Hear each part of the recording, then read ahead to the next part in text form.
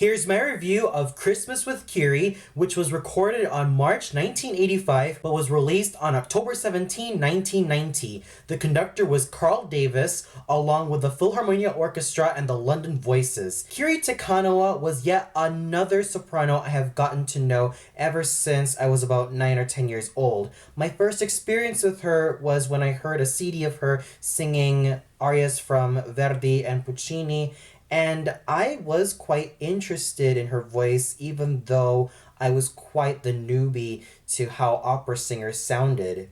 It wasn't until I was 10 and I bought myself another CD of Kiri Te Kanawa when she sang arias from Charpentier's Louise and Massenet's Manon and many other operas did I start appreciating her voice a lot more. What I noticed about Kiri Te Kanawa is that she specializes in a lot of the Mozart roles like the Countess Almaviva, Donna Elvira, Fiordaligi, and Pamina, and even the Strauss roles of the Marschallin and Arabella, but even some forays into the Italian and French repertoire with her interpretations of Amelia Grimaldi from Simon Boccanegra, Desdemona from Otello, and of course, Micaela from Carmen. She's very well known for her smooth and creamy voice, which is quite ideal, especially when singing art songs, and there are times that she can sing some coloratura, especially evidenced in her recording as Madame Silberklang along with Edita Gruberova from Mozart's Der Schauspieldirektor. Throughout time, I started to appreciate Kiri Te Kanawa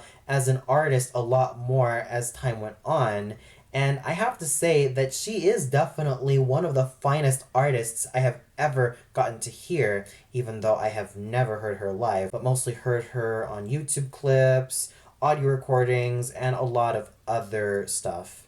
And she's definitely a singer I also admire, mostly due to her artistry and just how elegant she is, both on stage and just how elegant she truly is when she produces every single note. Yes, she may not be everyone's favorite singer because they seem to find some faults within her voice and how her technique is, but in my opinion, Kiri Te Kanawa is definitely a fine singer. And this Christmas album really does show just how versatile she is as a musician. She was able to use that smooth and creamy voice to her advantage with such wonderful carols like Silent Night and even modern carols like Silver Bells, which she sang with such pure artistry.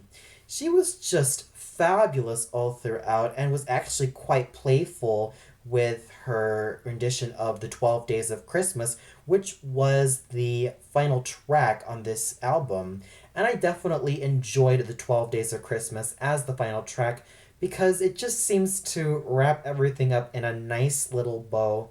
And the conducting done by Maestro Carl Davis was masterful all throughout. And speaking of Kiri's singing, she also sang wonderfully in her renditions of Mary's Boy Child, which also had this nice upbeat feel to the entire orchestration, what with some Caribbean beats, and it just made me feel like I was dancing to that particular number. So overall, Christmas with Kiri was a very solid listen all throughout. Even though I would have loved to have more, this is still a very fine Christmas present for anyone who is a fan of Kiri Te Kanawa.